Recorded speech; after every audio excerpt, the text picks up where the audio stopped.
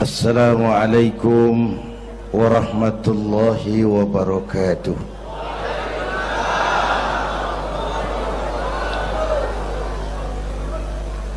Alhamdulillahilladzi asra bi'abdihi laylan minal masjidil haram ilal masjidil aqsa.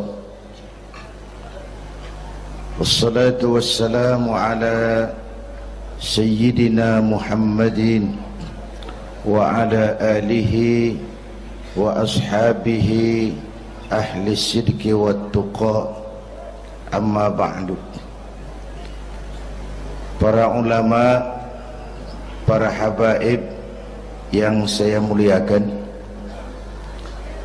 wabil khusus Fadilatul Mukarram Sahibul Bait Kiai Haji Uji Turtusi, yang terhormat Bapak Wali Kota Tangerang Bapak Haji Wahidin Halim, hadirin hadirat ma'asyiral muslimin yang saya cintai.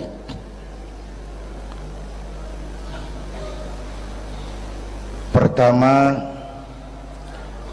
Isra dan Mi'raj adalah peristiwa besar yang hanya bisa diterima dengan iman. Peristiwa ini bukan tidak masuk otak, otaknya kekecilan untuk memahami peristiwa sebesar Isra dan Mi'raj. Satu perjalanan yang sangat jauh ditempuh dalam waktu yang amat singkat. Menurut otak tidak mungkin, menurut kebiasaan tidak bisa, menurut pengetahuan impossible, menurut iman apa yang tidak bisa kalau Allah yang mau. Itulah sebabnya peristiwa yang dahsyat ini menurunkan perintah solat sebagai sandaran vertikal bahwa kita memang perlu Allah. Kita memang perlu Allah. Itu sebabnya tempo hari lewat TV saya katakan, hidup yang paling tenang itu hidup model tukang parkir. Baik, tingali itu. Oh, pakai tingali. Tukang parkir di pasar, coba lihat, biar mobil banyak, mereknya bagus-bagus, nggak pernah sombong.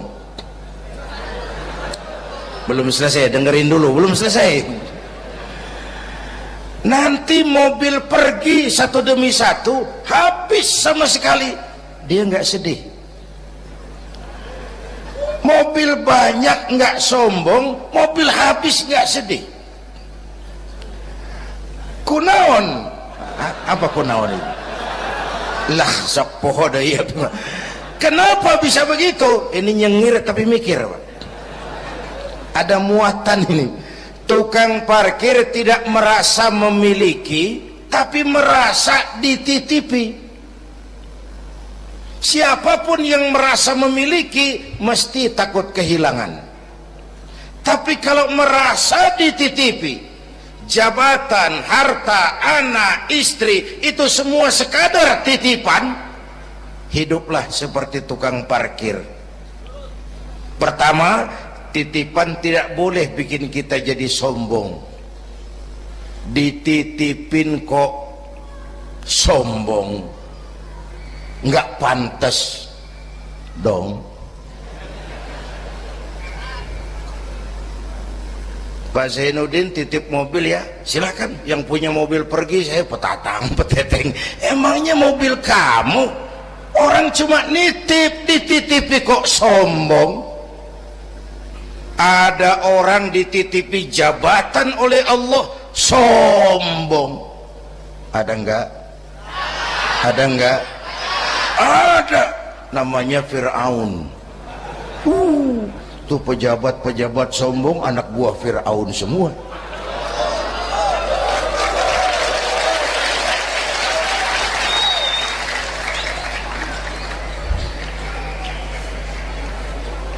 Ada orang dititipi harta oleh Allah jadi orang kaya, sombong, mentang-mentang kaya sama tetangga nggak mau kenal, mentang-mentang kaya orang lain kecil semua, mentang-mentang kaya jalan nggak nginjak tanah. Kuntilanak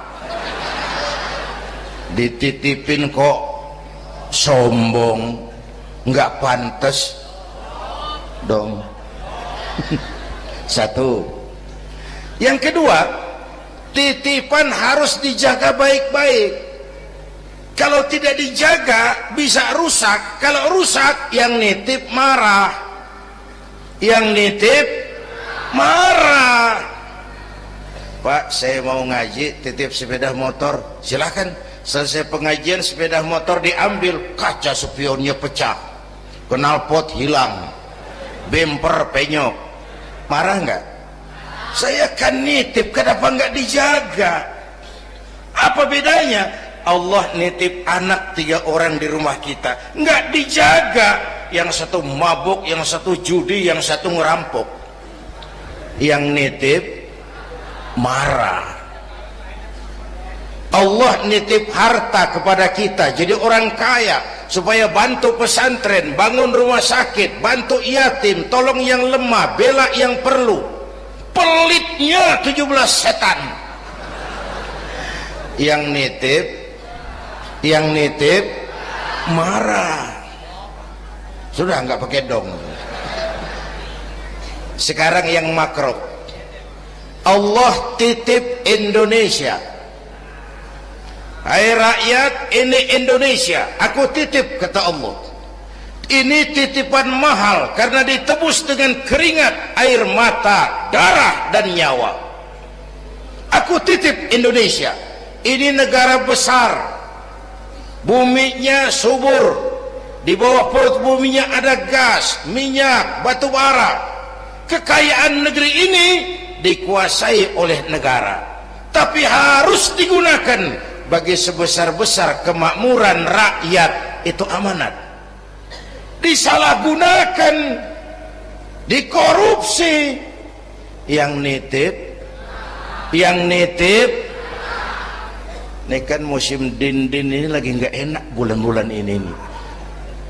Nazarudin, Syarifudin, yang ceramah Zainuddin lagi ini.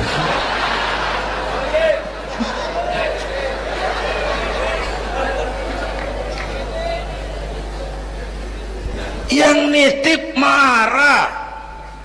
Kalau yang nitip marah, dia suruh makhluknya yang lain negur kita. Makhluknya yang lain diperintah negur kita. Siapa? Merapi, batuk, Bromo muntah, Semeru demam, Anak Krakatau menggigil, angin puting beliung, banjir di mana-mana, gempa, longsor, hujan es. Kebayoran hujan es. Tetangga saya udah nyiapin sirup, mau hujan es. Innalillahi wa inna ilaihi rajiun. Angin teh makhluk, mang. Air makhluk, gunung makhluk, tidak mungkin makhluk bergerak sendiri. Eta teh Merapi teh demo, mang, demo. Kalau kita rakyat kecil demo, Satpol PP turun. Kalau Merapi demo, siapa yang mau ngademin? Mbah Marijan. Selesai. Mbah Marijan udah kumpul sama Mbah Surip di alam barzah tuh, udah rapat saya dengar. Kata Mbah Surip, tenang saja Mbah Marijan, tak gendong, aman sudah.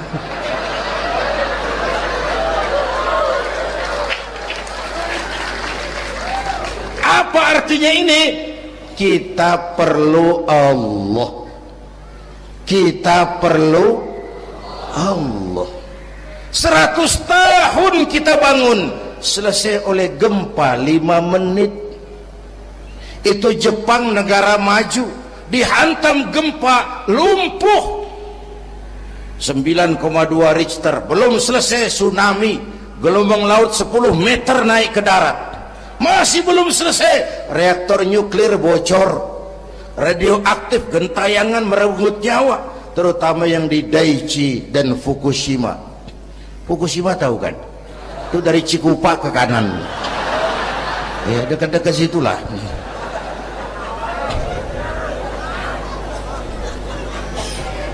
Kita perlu Allah. Palingan apa palingan? Pantesan lah. Pantesan orang yang paling bersih hatinya Rasulullah, orang yang paling baik akhlaknya Rasulullah, orang yang sudah dapat jaminan ampun atas segala dosa Rasulullah. Tapi baginda Rasul kalau sholat malam bengkak kakinya karena rajin sujud. Saya perlu Allah. Dosa sudah diampuni, akhlak paling baik, hati bersih, tapi kalau sholat malam kakinya bengkak karena rajin sujud. Allahumma sholli alaihi. Saya tahu di pasar Kemis juga banyak yang kakinya bengkak.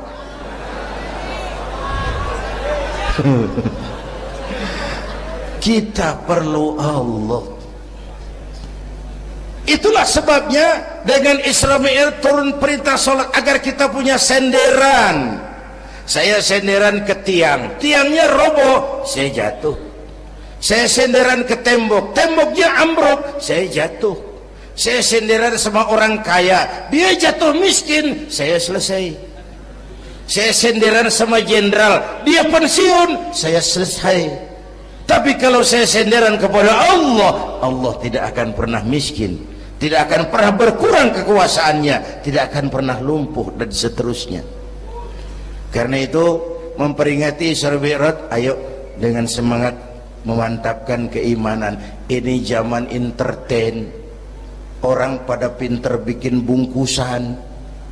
Hati-hati sekarang banyak minyak babi cap onta. Sekarang ini kiai sama dukun tipis bedanya. Tuh kalau muncul di TV kadang-kadang kita bingung, kiai apa dukun sih? Pemburu hantu pakai sorban, ntar kiai gue suruh pakai helm. Atribut aja udah kacau sekarang. Ini zaman entertain, orang pandai bikin bungkusan. Maka kembali kepada ajaran agama, kita harus disiplin. Semua konsep agama muaranya disiplin. Syahadat apa? Disiplin akidah. Saya bersaksi tidak Tuhan selain Allah. Kalau begitu, saya tidak akan menyembah kecuali hanya kepada Allah. Saya tidak akan menyekutukannya dengan sesuatu pun. Lalu saya bersaksi Nabi Muhammad utusan Allah, kemudian Nabi terakhir, lalu tidak ada Nabi sesudah beliau, harga mati, titik. Disiplin. Berapa kali kita sudah dibohongi Nabi pandemi palsu, mulai dari Ahmad Musaddiq, ya, pelatih badminton jadi Nabi. Innalillahi wa inna ilaihi. Dapat wahyu di Bogor, padahal di Bogor biasanya orang dapat talas itu, dapat wahyu. Ditangkap polisi 4 tahun dihukum. Selesai dia Rancai Kek Bandung, namanya Zayuti, tukang cukur, ngaku dapat wahyu jadi nabi lagi. Dan anehnya ada aja yang ikut.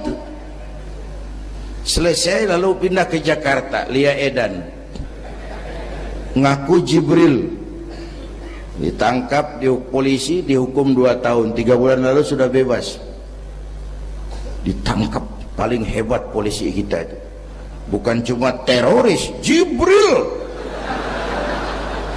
Di mana di dunia ada polisi nangkap Jibril kalau bukan?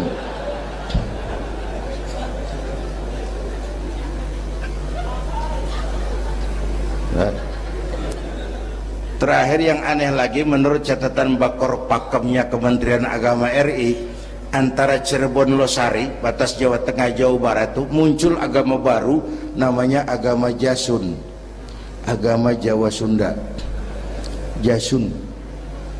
yang jadi nabi tugimin. Saya bilang ini jangan jadi nabi, jadi kiai juga kurang angker kok nih.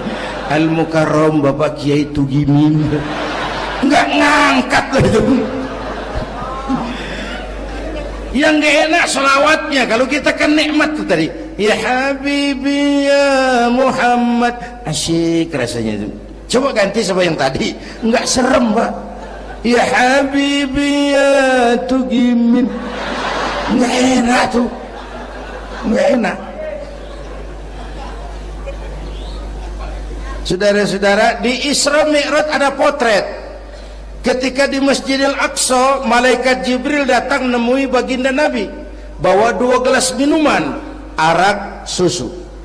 Ya Muhammad, pilih, ambil, minum. Mantap, tidak ragu-ragu, Nabi mengambil gelas yang isinya air susu. Dengan bismillah beliau minum. Selesai minum, kata malaikat Jibril, saddaqta ya Muhammad, laqad asabtal haq. Kau benar Muhammad, pilihanmu tepat. Emangnya kenapa Jibril? Kalau arak yang kamu pilih, kamu ambil, kamu minum, habis umatmu jadi pemabuk semua. Ini potret Pak. Itu yang tiap hari kita hadapi, yaitu arak, susu, benar, salah, hak, batil, ma'ruf, munkar, halal, haram. Hati-hati, jangan salah pilih, karena ini zaman entertain. Banyak minyak babi cap onta. Kalau minyak onta cap babi itu masih halal. Ini minyak babi cap onta, kita terpedaya lihat merek onta. Iya mereknya onta, gambarnya onta, isinya minyak babi. Berapa bulan yang lalu ada penyanyi pencipta lagu mati, namanya Ari Bowo. Masih ingat lagunya? Bercerita tentang madu di tangan kananmu, racun di tangan kirimu. Kalau itu situasinya, memilih tidak sulit. Kenapa? Alamat jelas, madu di kanan, racun di kiri. Masa ambil yang di kiri? Goblok amat. Si amat saja tidak goblok. Sekarang ini alamat dibikin samar. Madu di mana, racun di mana tidak jelas. Lebih celaka lagi sekarang, banyak racun bermerek madu. Banyak racun bermerek madu. Kita terpedaya, terpesona, terpukau, akhirnya salah pilih. Maka resepnya, jangan jauh dari ulama, makmurkan majelis taklim. Ini zaman entertain, orang pandai bangun pencitraan. Tuh, satu hal pertama yang ingin saya sampaikan. Iya, saya lihat jam doang. Sampai pagi, Beb. Yang kedua, ketika perjalanan dimulai, ada suara dari sebelah kanan, Muhammad berhenti sebentar. Jangankan berhenti, menoleh saja tidak. Kanan selamat dari kiri, Muhammad berhenti sebentar, menoleh pun tidak. Kanan kiri selamat dari arah depan. Ada perempuan tua, pakaiannya menyolok, lipstiknya tebal, nenek-nenek pakai blue jean. Muhammad berhenti sebentar, menoleh pun tidak. Sudah lewat, kata malaikat Jibril, untung kamu tidak menoleh Muhammad. Kenapa Jibril? Panggilan kananmu Yahudi, kalau kamu menoleh umatmu cenderung Yahudi. Panggilan kirimu Nasrani, kalau kamu menoleh umatmu gandrung kepada Nasrani. Itu perempuan tua dengan pakaian menyolok, itu dunia Muhammad. Dunia teh sudah tua, tapi karena dipoles, dibangun, dipoles, dibangun, dibangun, dipoles, orang nggak terasa kalau dunia sudah tua. Berebut harta, berebut warisan, sama juga berebut nenek-nenek. Makan habisin. Ini perjalanan, ini pun potret. Panggilan Yahudi, panggilan Nasrani, panggilan dunia, materialisme, hedonisme, berat sekarang ini. Berapa malam lalu saya masuk Serpong, saya senang lihat Serpong berubah jadi kota satelit, bangunannya bagus-bagus. Saya telisik, sekolahnya Don Bosco, Santa Maria, Santa Ursula, gerejanya mbahnya gereja dibangun di pojok itu. Serpong, awas panggilan Nasrani. Saya masuk Bekasi, Sukmajaya, sekolahnya Yayasan Penabur, mulai dari TK sampai perguruan tinggi, gerejanya besar. Awas panggilan Nasrani. Bahkan di Karawang mereka sudah bangun kuburan mahal. San Diego, ada teman saya pengusaha bikin pesan kuburan 200 meteran, itu 5 miliar, karena tanahnya berbukit, bergunung, indah, dan malaikatnya rada baik. 5 miliar.